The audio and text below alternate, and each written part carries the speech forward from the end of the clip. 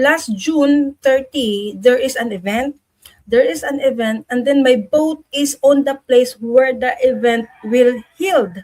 And then I didn't know that there is an event. So I don't have number of the boat because it's not repainted yet.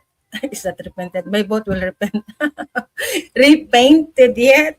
So there is no number. They cannot identify who's the owner because they can identify the owner, but when they go to the process, it's sold already.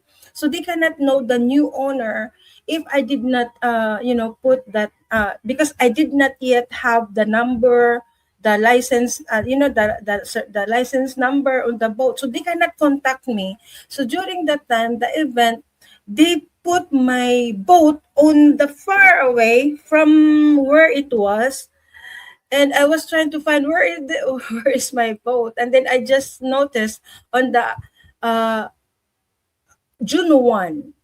June 1, I was noticed that there is an event. See, June 30, so it's 2 days that I didn't check my boat because I thought that it's just there. So I called this person, and then he is the one who took the boat, and the person that I hired, he took the boat, and then I thought that the two engine is broken because he cannot, there is a string that